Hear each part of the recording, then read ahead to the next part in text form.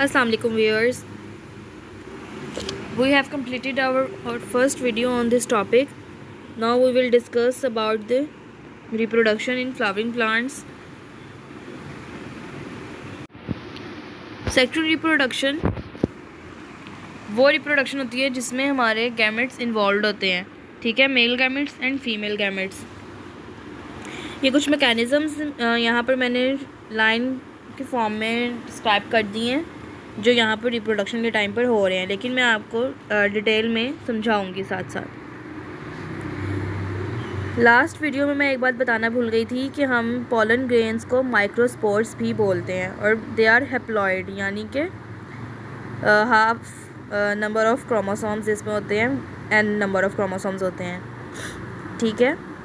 और एवरी जो माइक्रोस्पोर यानी कि पॉलन ग्रेन है हमारा, वो मेल गेमेटोफाइट बनाता है।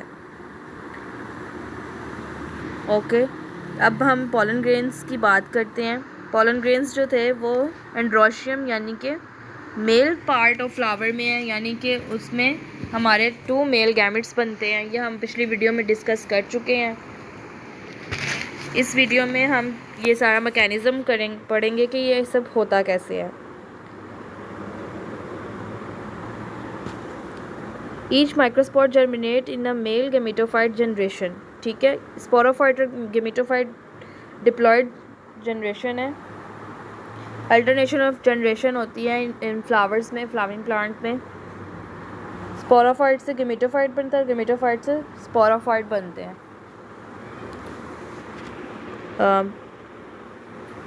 पॉलन ग्रेन से मेल गेमेटोफाइट बनते हैं, ठीक है। उसके बाद पॉलन ग्रेन के न्यूक्लियस में माइटोसिस होती है। जब माइटोसिस होती है, these are the type of cell division. Mitosis होगी तो वहाँ पर न्यूक्लियस जो है वो 2 में शिफ्ट हो जाएगा, क्योंकि माइटोसिस में एक पेरेंट सेल से 2 डॉटर सेल्स बनते हैं। तो एक जो डॉटर सेल है वो ट्यूब न्यूक्लियस बनाएगा और एक जो है वो जनरेटिव न्यूक्लियस बनेगा वहाँ पर। और जनरेटिव न्यूक्लियस में दोबारा माइटोसिस होगी। जनरेटिव न्यूक्लियस यहाँ पर एक act as a parent cell. इसमें अगर माइटोसिस होती है तो 1 से 2 बनेंगे, यहाँ पर होगा 2 स्पर्म सेल्स बनेंगे, 2 स्पर्म्स बनेंगे, ठीक है। सो अब हमारे पास क्या आ गया लास्ट में, एक ट्यूब न्यूक्लियस और 2 स्पर्म्स आ गए मेल पार्ट में। Meiosis in pollen sac and form haploid microspore. Pollen sac में जो कि हमने पढ़े थे, this is the structure we called pollen sac. यहाँ पर होती है मियोसिस, ठीक है, और यहाँ पर हैप्लॉइड पॉलन ग्रेन बनते हैं जिसे हम माइक्रोस्पोर भी बोलते हैं।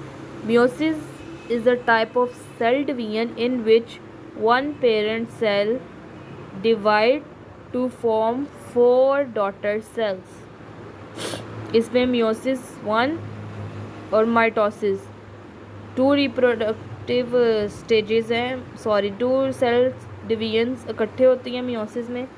माइटोसिस भी होती है और मियोसिस भी होती है, और उसके नतीजे में एक सेल से 4 डॉटर सेल्स बनते हैं।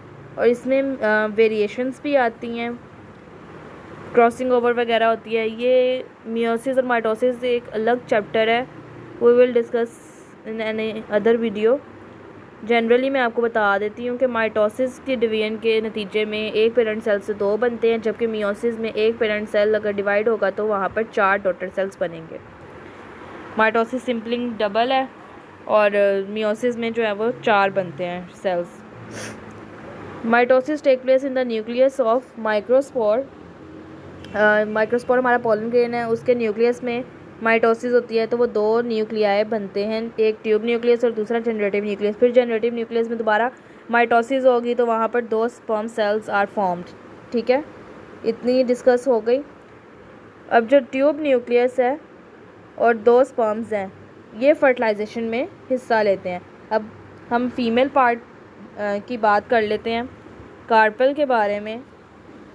पहले मैं आपको इसका स्ट्रक्चर बता दूं।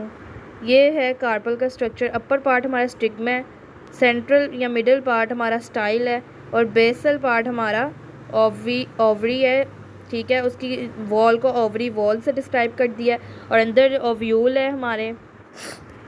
और यहाँ तो इसमें एक ओव्यूल होगा या इसमें मैनी ओव्यूल्स होंगे, ठीक है। ओव्यूल में एक्चुअली एक मैक्रोस्पोर होता है। मैक्रोस्पोर जब माइटोसिस करता है तो वो बनाता है वहाँ पर एक egg cell and fusion nucleus. Haploid macrospore होता है, इस प्रोड्यूस थ्रू मियोसिस। यहाँ पर मियोसिस हो रही है, ठीक है। Macrospore germinate into a female gametophyte generation. Macrospore undergo mitosis. पहले ओव्यूल के अंदर हेप्लॉइड मैक्रोस्पोर है, वो मियोसिस के ज़रिए बना है। वहाँ पर मियोसिस हुई है तो मैक्रोस्पोर बना है। मैक्रोस्पोर की बाद में माइटोसिस होगी तो वहाँ पर एग सेल बन जाएगा and some associated structures, these are called fusion nucleus, ठीक है। Egg cell and associated structures जिन्हें हम फ्यूजन न्यूक्लियस कह रहे हैं, ये फीमेल गेमेटोफाइट के पार्ट हैं। ये सब स्ट्रक्चर बन गया। अब इनकी फर्टिलाइजेशन के बारे में पढ़ लेते हैं। जब पोलन ग्रेन मैच्योर हो जाता है तो वो एंथर से निकल कर, एंथर स्प्लिट होता है और वहाँ से पोलन ग्रेन निकल कर स्टिग्मा में जाता है, ठीक है। स्टिग्मा में इस अमल को क्या बोलते हैं? पॉलिनेशन, ठीक है। जब वो स्टिग्मा पे पहुँच जाता है तो वहाँ पर ट्यूब न्यूक्लियस जो है वहाँ पर पोलन ट्यूब में डेवलप हो जाती है। ट्यूब न्यूक्लियस हमने पढ़ा था इस स्लाइड में। ट्यूब न्यूक्लियस मेल पार्ट होता है, ठीक है। ये वहाँ पर जाकर पोलन, स्टिग्मा पर जाकर पोलन ट्यूब बनाती है, ठीक है। पोलन ट्यूब के ज़रिए पोलन ग्रेन्स इजीली जो हैं वो मैक्रोस्पोर तक रीच कर जाते हैं, पहुँच जाते हैं, ठीक है। अब इनमें हम पढ़ लेते हैं कि फ्लावर्स में डबल फर्टिलाइजेशन होती है। हम 2 स्पर्म बने हैं ऊपर, एक स्पर्म जायगोट के साथ, वो एग के साथ मिलकर जायगोट बना देता है, और एक स्पर्म जो है फ्यूजन न्यूक्लियस के साथ मिलकर एंडोस्पर्म न्यूक्लियस बनाता है जो कि जायगोट को फूड प्रोवाइड करता है, ठीक है। और जो ट्यूब न्यूक्लियस है वो पोलन ट्यूब बना देता है। 2 स्पर्म्स बन रहे हैं और दोनों जो हैं वो फर्टिलाइजेशन में हिस्सा ले रहे हैं, इसलिए यहाँ पर हो रही है डबल फर्टिलाइजेशन। सिनर्जिड सेल्स जो हैं, एंडोस्पर्म न्यूक्लियस जो है वो एंडोस्पर्म टिश्यू में डेवलप हो जाता है जो कि फूड ऑफ ग्रोइंग एम्ब्रियो है, ठीक है। यहाँ पर 7 पोलर सेल्स होते हैं। एक उनमें से एग है जिसके साथ एक स्पर्म जाके फर्टिलाइज करता है, वो जायगोट बना देता है। 2 ये सेंटर में सेल्स हैं, ठीक है। यहाँ पर एक स्पर्म जाके करता है तो वो एंडोस्पर्म टिश्यू बना देता है। ये 3n है, यानी कि यहाँ पर ये ट्रिप्लॉइड है, ठीक है। हैप्लॉइड होता है हाफ नंबर ऑफ क्रोमोसोम्स वाला।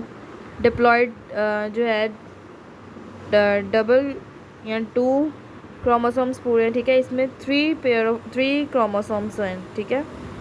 हाँ, 3 नंबर ऑफ क्रोमोसोम्स हैं, यानी 3 क्रोमोसोम इसमें हैं। और ये साथ में ये बाउंड्रीज बना रहे हैं। यहाँ पर जो है ओव्यूल सीड बन जाता है, ओवरी चेंजेस इनटू फ्रूट। ये एक बहुत इम्पॉर्टेंट MCQs है कि ओव्यूल से क्या बनता है। ओव्यूल से सीड बनता है जब वो मैच्योर हो जाता है, और ओवरीज जो है वो फ्रूट बना देती हैं। When seed mature they are dispersed, वहाँ पर से ये डिस्पर्स हो जाते हैं और पॉलिनेशन वगैरह यहाँ स्टार्ट हो जाती है।